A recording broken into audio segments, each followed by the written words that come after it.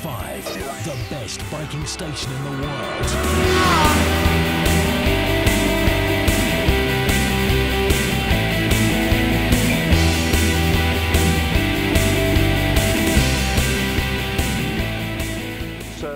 But you actually made frames yourself as well, didn't you? Yeah.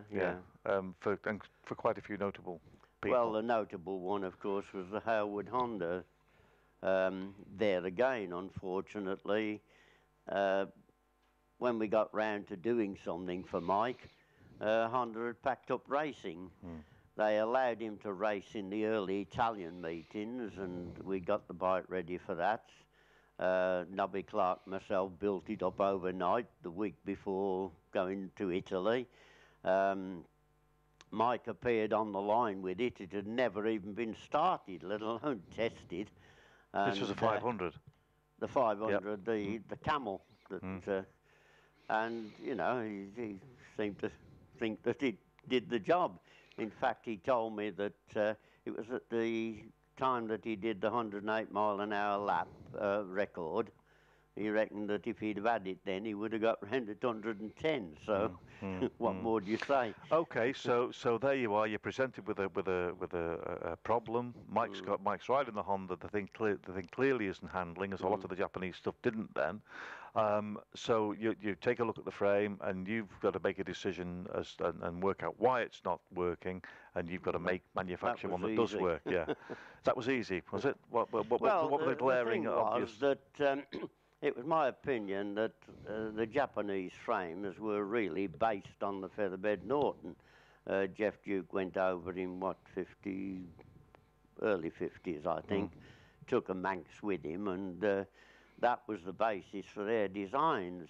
But the 500 Honda had a rather deep oil sump, so you couldn't feed it into a complete loop frame. They just cut the bottom out. So the only thing holding the frame together were the two top tubes and the engine bolted in.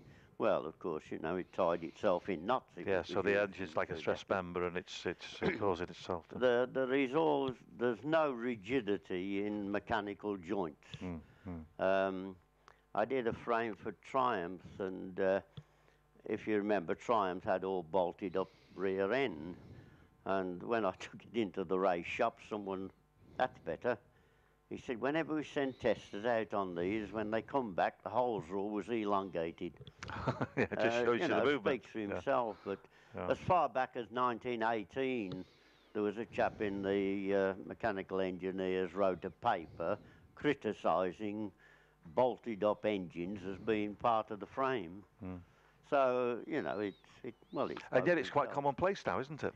Yes, things have changed. Technology's moved on. They're totally different things now, of course. This is the third year, am I right in saying, since you've... We actually started this project in 2009. Brought on a newcomer then, Steve Mercer, who everybody knows now and is a well-known name, and he's doing very well. So this year, we've brought back Dan Hegarty. He came to ride for us last year. Unfortunately, with a slight arm injury, which hindered his actual racing whilst he was here, and was very keen to come back on board with us. So again, we've signed up Dan. The concept as the same as it has always been, and that is to help and provide a surplus of money to somebody who perhaps can't afford all of the the requirements that it takes to get here. I mean, John was talking about it. Yes, absolutely. And by doing what we do and selling packages, and the packages are about selling a £50 package, which gives anybody who likes to sign up a photograph, a 40mm photograph on the side of the fairing, plus a unique People's Bike T-shirt and the availability to go in our awning, meet the riders, get close to the team.